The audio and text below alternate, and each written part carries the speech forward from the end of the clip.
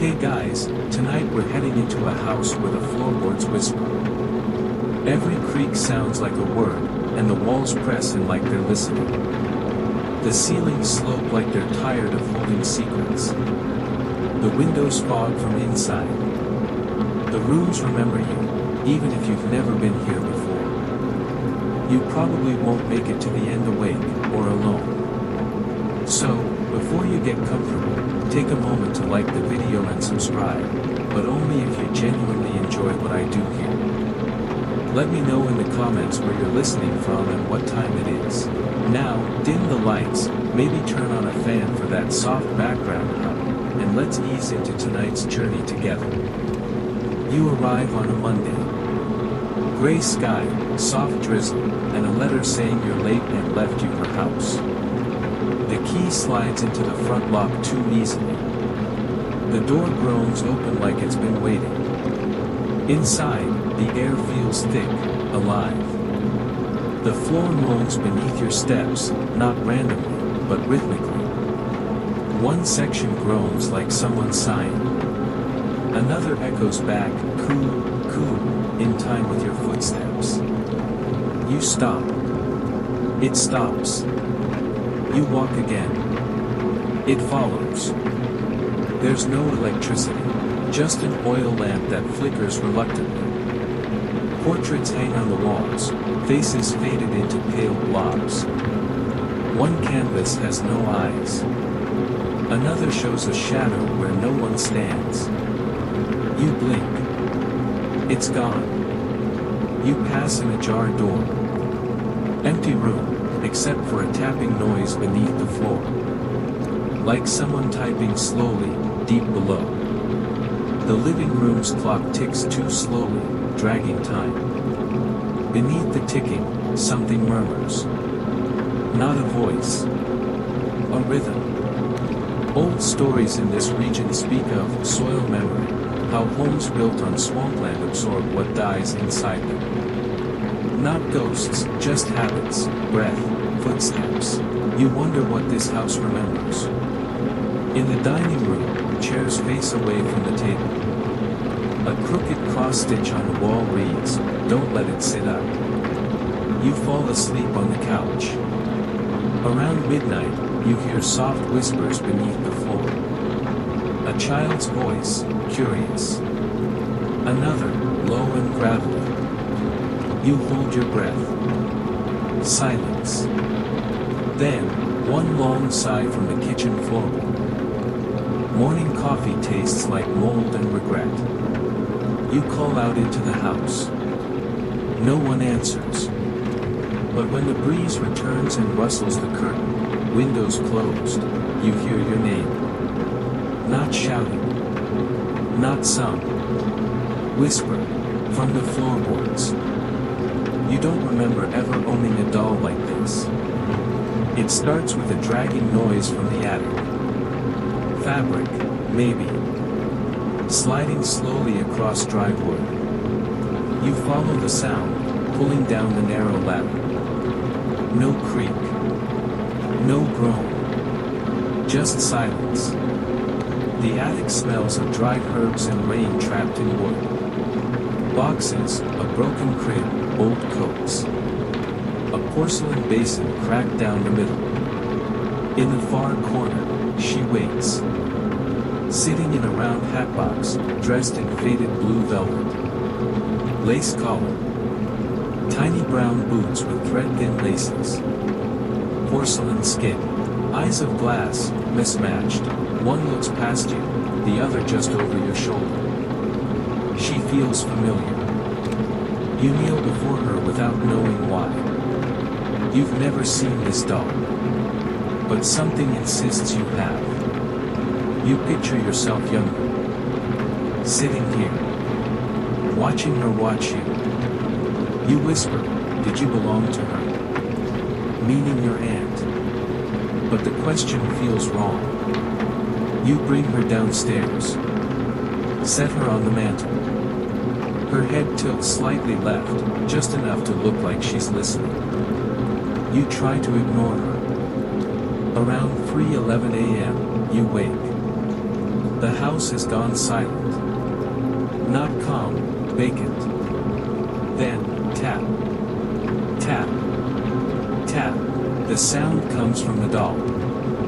She hasn't moved. But her dress is slightly wrinkled now. A smudge of soot marks her cheek. You say a name out loud. You don't know where it comes from. It just rises in your throat. And the doll almost smiles. You've heard of a whisper doll. In a corner of Hungary, old women tell children not to talk near them, only listen. Ask it nothing, and it will speak. Ask it anything, and it seals shut, and begins watching. You don't speak near her anymore. You try tossing her in the trash. She's back on the table the next time you pass.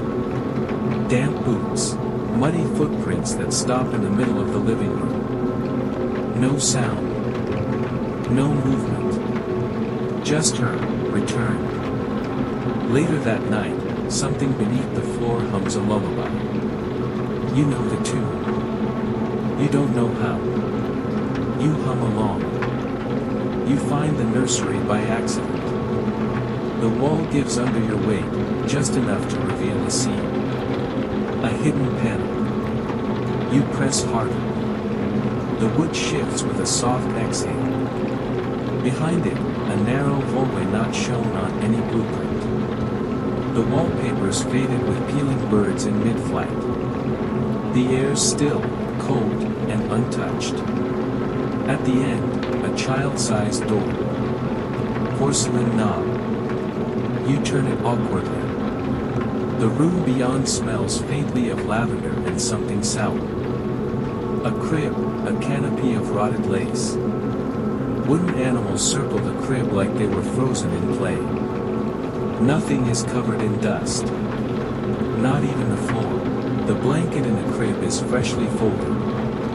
The windows sealed shut. You tap the glass, no view. Just black. Not night. Something deeper. You crouch by the crib and find a hand mirror. Cracked. It warps your reflection, wide eyes, crooked smile. The back is carved with words, don't forget who sleeps beneath. Burnt wax stains the baseboards. Scratched symbols mark the floor. Circles. Repeating. Familiar but unplaceable. The wardrobe in the corner holds no clothes. Just dolls. 15. All in blue dresses. Brown boots. Some cracked, some clean. One has no name stitched in its hem. Its hands are dirty. In an old Scottish tale, they speak of memory nurseries, rooms sealed after a child's death. Not haunted, exactly. Just full. Grief seeps into toys. Toys remember things people forget. You close the wardrobe slowly. In the mirror's reflection, someone standing by the crib. Small. Still. You turn. No one. Just the canopy, gently swaying. You shut the door behind you and return to the hall. The panel closes on its own. Later that night, you find the unnamed doll again, in the nursery crib. You're sure you moved her. Now her eyes point straight at you. Both of them. You start avoiding the fireplace. It dominates the parlor, wide stone mouth, iron grate, untouched by flame for years. But the air around it never cools. It smells of old ash and scorched cloth. At first, it's just a strange scent. Then, when the wind stops outside, you feel it, breathing. A slow exhale of warm, dusty air. You see soot lift from the hearth in small black flecks, floating upward without fire. Then, a whisper. Too faint to understand, until you hear your name. You try sealing it. Towels, Blankets, the iron gate drawn tight. Still, the smell seeps through. Still, it speaks. One night, the voice changes. Becomes familiar. Your aunt's voice. Soft and warning. Don't let them get cold. Keep the heads facing north. If it rocks, don't stop it. There's a Welsh belief, chimneys are the throats of houses. They breathe in sorrow. And if they breathe too long, they learn names. One evening, you spot something inside. A flash of blue velvet. A small shoe. You blink. It's gone. You find the doll again, sitting calmly by the hearth. She wasn't there before. Her hands folded, her head slightly bowed toward the ashes. You shine a flashlight into the fireplace. It doesn't go deep. But faint scratches mar the stone, circular patterns, like something turning slowly. Worn down. Far at the back, a tiny porcelain finger gleams in the dark. You back away. That night, the hearth exhales again. You feel the air brush your cheek, warm and stale. A child's giggle rises from the chimney. Then a small, wet cough. You sleep in another room. You try. But at 3:11 a.m., you always wake. The house holds its breath. And the fireplace breathes for it. You start pacing the house at night. You don't mean to. But sleep won't hold you long anymore. The house doesn't creak now, it sighs. The floors rise slightly beneath your steps, then settle like lungs deflated. You're being followed, but not by footsteps. It's weight. Pressure. In the kitchen, you find a hatch you missed before. Small. Near the pantry. Metal ring bolted into rotting wood. No handle, just a narrow gap beneath it, enough to fit fingers through if you're reckless. You light the oil lamp. The hatch is warmer than the rest of the floor.